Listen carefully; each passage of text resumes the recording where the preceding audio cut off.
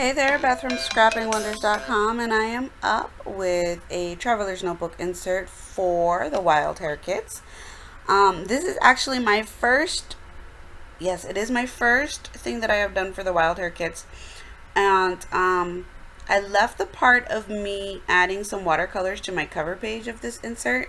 I'm working in a B6 sized insert, which is 5 by 7, and it is full of Tomoe River paper, which is some of my favorite paper to work on. And I'm playing. So at some point in my life, and I'm hoping it'll be like a Christmas or birthday present, I will get this amazing paintbrush that I have to have in my life at some point, that holds a ton of water, and I can really create what I'm envisioning in my head. But until that happens, I'm using this paintbrush. It's a Simply Simmons brush. It's from Michaels. It's very nice, and especially for the price of the paintbrush. But it wasn't doing what I wanted it to do, which was hold a bit more water so that I could get more action of the watercolor on my paper. In the end, though, I'm super happy with the way this came out, and I ended up stamping the word October right in the middle with one of my stamps with an archival ink, and it didn't come through, and it looked really pretty, and I'm okay with that. So here are my two photos. These photos are from September, so last month. I didn't do a whole lot of anything last month creatively because of Hurricane Irma and everything that we went through here, and these photos were taken, and I was trying to get my mojo back. So originally I had these photos on a 12 by 12 layout, and I couldn't make it happen. I had no mojo. It wasn't working for me. And I decided to go ahead and grab my traveler's notebook insert and see what I could do. Now, here, this side, yes, this dark green that you see me painting on, I don't know what I was thinking. And then you're going to see it happen again where I paint another color, and I don't know what I was thinking. Now the left side, I'm really happy with the way that mint color turned out, and that color is the whole reason why I bought the Kuretake watercolors. Besides the fact that I absolutely love these watercolors, especially for the price of them, but it was for that mint color. I had to have that in my life in my watercolor palette.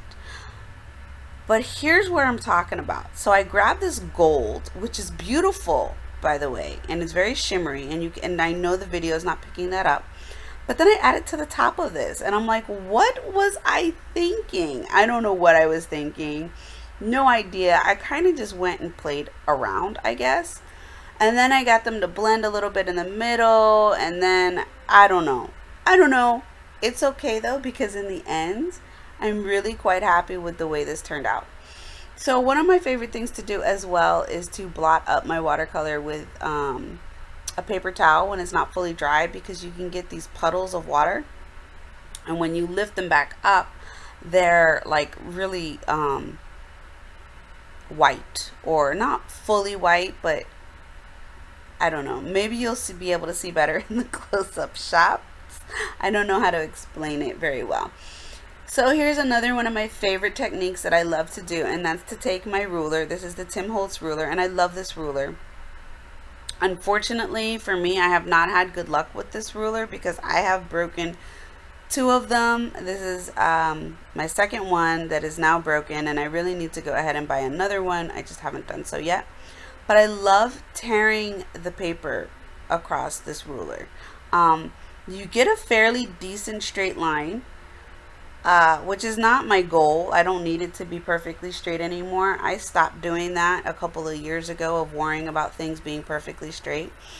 But I love that it's not a cut line, and I love that look. And plus it's so much easier to just rip the paper as opposed to grabbing my scissors or my paper trimmer out. So I'm really happy with doing that. And if you haven't tried just ripping your paper with a ruler yet, I highly suggest ripping your paper with a ruler. It's therapeutic. It makes me feel so good, and it's so freeing. All right, enough about me. So now I'm adhering everything, and I'm using the 2 photo corners that were in the kit as well. The paper that you just saw me ripping was in my fall kit as well.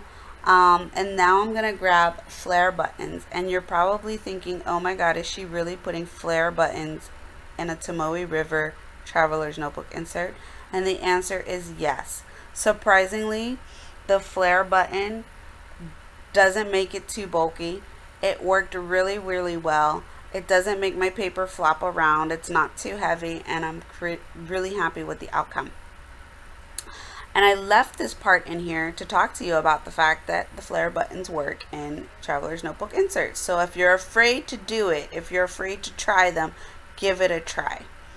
Now, I'm doing something that I have learned from Missy Wooden, which is the thread technique, and I left it in there so you saw my hands moving around. And like I said, I left it in there so I could talk to you about the Tomoe River paper and a flare button. I really hope that you were inspired to just go ahead and get crafty and create, even if it's a short layout like this. It made me feel so much better, and I think it really did help me get my mojo back. And thank you so much for watching. I will leave a link below to the Wild Hare kits, where you can go ahead and grab your own curated kit from Allison, who is absolutely amazing and really does listen to everything that I sent to her. All right, bye.